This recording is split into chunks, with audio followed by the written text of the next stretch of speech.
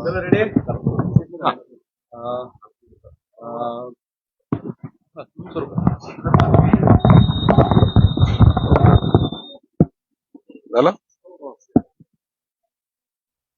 दादांचं आज विमान अपघातामध्ये जे दुर्दैवी मृत्यू झाला, खरं तर ही बातमी आताही मनाला पटत नाही. सकाळी जेव्हा न्यूज सुरू झाली त्यावेळेला वाटलं की ते आता जखमी आहेत, दादा बरे होतील. दादामध्ये एवढी हिंमत आहे, ते कोणत्याही संकटाला समोर जाण्याची ताकद त्यांच्यात आहे. दादा मला वाटतं तर बरे होतील. गंभीर आहे इथपर्यंत ठीक होतं, पण तो दादा गेल्याची जेव्हा बातमी कळाली त्या टायमाला एक मोठा धक्का मलाच नाही तर महाराष्ट्राच्या प्रत्येक कार्यकर्त्याला, जनतेला बसलेला आहे. हा एक असा नेता होता की ज्या नेत्याकडे पाहताना किंवा त्याच्याशी बोलताना, त्यांच्याशी वागताना एक आदरयुक्त भीती वाटाय. दादा आहेत, खऱ्या अर्थानं दादा हा शब्द त्यांच्यासाठी लागू होता. राजकारणामध्ये अनेक संकट त्यांच्यावर आली, परंतु ते कधी डगमगले नाहीत, कधी त्याची चिंताही केली नाही त्यांनी. मला काय करायचं, मला काय निर्णय घ्यायचा, ते बेधडकपणे घेत होते. कालच शेवटची माझी त्यांची भेट झाली. काल कॅबिनेटला ते होते. मंत्रिमंडळाच्या बैठकीमध्ये माझ्या शेजारी बसलेल्या 2 सहकाऱ्यांना मी बोललोय, अरे दादाची देहबोली आज काही बरी वाटत नाही. काय माहिती आज असा हा प्रसंग घडणार होता. कालचं दादाचं दर्शन आम्हाला झालं, ते थोडा चेहऱ्यावर त्यांचा हावभाव काही बरं वाटत नव्हता. कॅबिनेटमध्ये हसून खेळून बोलणारे अजित दादा किंवा एखाद्याची फिरकी घेणारे दादा काल शांतपणे बसलेले होते. 1-2 विषयाशी ते मध्ये थोडे बोलले. बाकी दादाचं काल कॅबिनेट मधलं अस्तित्व मला वाटतं काळाचा हा महिमा असेल किंवा काळाचं त्यांना जाणीव झाली असेल की आता काय, उद्याचं काय, म्हणून ते जास्त न बोलता कॅबिनेट संपल्याबरोबर गेले. दादांना मी जवळून पाहिलेलं आहे. अनेक वर्ष त्यांच्याबरोबर विधानसभेमध्ये काम करायचा मला योग आलेला आहे.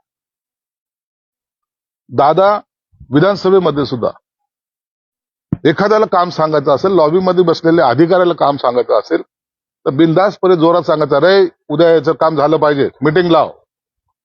हा दरारा ज्याला म्हणतात ना, मी फार कमी लोकांमध्ये पाहिलं, आणि त्यात सगळ्यात जास्त प्रभावी जर असेल नेता तर ते अजितदादा होते. अजितदादांनी कधी कार्यकर्त्यासाठी जीवाचं रान केलं. अहो साधं छोटं काम जरी असलं ना तर त्या माणसाने मी कोणत्या पदावर आहे याचा कधी गर्व नाही केला. कलेक्टरला फोन लाव, एखाद्या अधिक तहसीलदारला सुद्धा लावायचा असला फोन तरी ते लावायचे. कार्यकर्त्याला ते म्हणायचे, बारामतीच्या कार्यकर्त्याला तर आवर्जून ते सांगायचे की तुम्ही मुंबईला कशाला येता रे, मी शुक्रवारी आहे ना तिथे. म्हणजे त्यांचा वार ठरलेला असायचा. तुमचा पैसा खर्च होता कामा नये, तुमचा वेळ वाया जाता कामा नये, वेळेला महत्व द्या. अनेक वेळेला तर असा प्रसंग आला की मी दादाकडे जायचो, दादा मला तुमची भेट हवी, थोडी 5 मिनिटाची मीटिंग करायची. मग सकाळी 6:30ला येतो का? आम्हाला सुद्धा वाटत अरे बापरे, सकाळी 6:30ला कसं काय, परंतु त्यांच्यासमोर बोलायची हिंमत आमची सुद्धा होत नव्हती. आणि जेव्हा दुसऱ्या दिवशी 6:30ला सकाळी जायचं तर त्याच्या पहिले 6 वाजेपासून त्यांचे पीएचे फोन खणखणायला लागायचे. दादा वाट पाहतात, 6:30ला यायचं. म्हणजे वेळेचं महत्व ह्या दादाने ओळखलेलं होतं.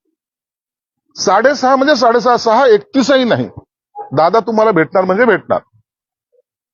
हा एवढा कडक शिस्तीचा कार्यकर्ता, नेता, परंतु मनाने तेवढाच हळवा. जेव्हा त्यांच्यावर संकट आली ना त्या टायमाला त्यांनी त्यांच्या संकटामध्ये इतराला सामावून नाही घेतलं. त्या संकटाचा सामना स्वतः दादांनी केला, एकट्याने केला. अनेक वेळाला त्यांच्यावर आरोप प्रत्यारोप झाले, अनेक वेळाला त्यांना कोंडीत पकडण्याचा प्रयत्न केला, परंतु तो दादा माणूस होता. त्या दादाने त्याची पर्वा नाही केली. म्हणून आज हा नेता आपल्यात नाहीये हे आताही मनाला पटत नाहीये. दादांची ती छवी, दादांचं ते भाषण, दादांचं ते बोलणं, दादाचं ते चालणं, दादांचं कार्यकर्त्याबरोबर वागणं, दादांचं आमच्याबरोबर असलेली जवळकी, प्रत्येकाबरोबर असलेले संबंध, प्रत्येक पक्षाच्या, एकाच पक्षाच्या नाही, अनेक पक्षांच्या लोक, ते जर डोळ्यासमोर जरी आणलं ना तरी नाही, दादा जाऊ शकत नाही सोडून, ही भावना मनामध्ये. माझ्यासारख्या कार्यकर्त्याला त्यांच्याकडून फार काही शिकता आलं. दादा हे असं व्यक्तिमत्व ज्यांचा दराराही होता, आदरही होता, आणि लोकांना त्यांच्याबद्दल असलेलं प्रचंड प्रेम आम्ही पाहिलेलं आहे. फटकळ स्वभावाचा असून सुद्धा दादांचा शब्द लोकांना आवडायचा. दादा बोलतायत, दादा सांगतायत, ते ऐकलं पाहिजेत, हा आदरही लोकांचा त्यांच्याबद्दल होता. म्हणून दादा आज आपल्यात नाहीत. ही महाराष्ट्राला मध्ये तर पोकळी निर्माण झालेलीच आहे, परंतु कार्यकर्त्याच्या मनावर जो आघात झालेला आहे, त्यांना जे दुःख झालेलं आहे, मला वाटतं हे न भरून निघणारं दुःख आहे. आज त्यांचं कुटुंब येतंय, सर्व होईल, अंत्यसंस्कार होईल, श्रद्धांजली वाहिल्या जातील, परंतु दादाची स्मृती ही कार्यकर्त्याच्या मनातून कधीही पुसल्या जाणार नाही. दादा खऱ्या अर्थानं राजकारणामधला एक मोठा व्यक्ती, ज्याला वादळ म्हणलं जातं, ते वादळ आज शमवलं गेलेलं आहे, शमलंय ते वादळ. म्हणून प्रत्येक कार्यकर्त्याच्या डोळ्यात पाणी आहे. प्रत्येक कार्यकर्ता भावनिकतेने दादांच्या आठवणीमध्ये न जाणे कित्येक वर्ष चालेल, परंतु दादा गेल्यामुळं महाराष्ट्राचं नुकसान झालंय. त्यांना मी माझ्या पक्षातर्फे, शिवसेनेतर्फे व माझ्या कुटुंबातर्फे आदरांजली वाहतो.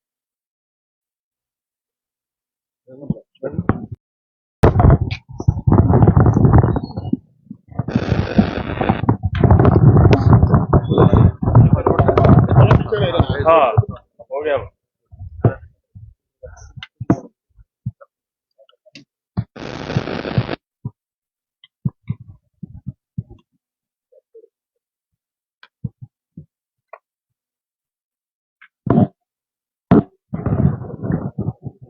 हेलो चलो रेडी.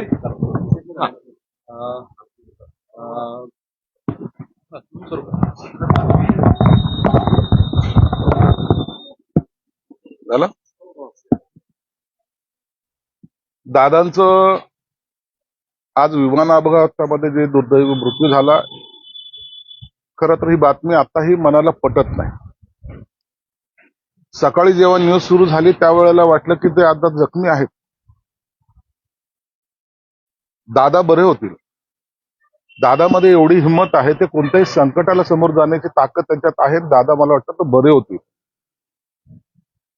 गंभीर आहे इथपर्यंत ठीक होतं, पण तो दादा गेल्याची जेव्हा बातमी कळाली त्या टायमाला एक मोठा धक्का मलाच नाही तर महाराष्ट्राच्या प्रत्येक कार्यकर्त्याला, जनतेला बसलेला आहे. हा एक असा नेता होता की ज्या नेत्याकडे पाहताना किंवा त्याच्याशी बोलताना, त्यांच्याशी वागताना एक आदरयुक्त भीती वाटाय. दादा आहेत, खऱ्या अर्थानं दादा हा शब्द त्यांच्यासाठी लागू होता. राजकारणामध्ये अनेक संकट त्यांच्यावर आली, परंतु ते कधी डगमगले नाहीत, कधी त्याची चिंताही केली नाही त्यांनी. मला काय करायचं, मला काय निर्णय घ्यायचा, ते बेधडकपणे घेत होते. कालच शेवटची माझी त्यांची भेट झाली. काल कॅबिनेटला ते होते. मंत्रिमंडळाच्या बैठकीमध्ये माझ्या शेजारी बसलेल्या 2 सहकाऱ्यांना मी बोललोय, अरे दादाची देहबोली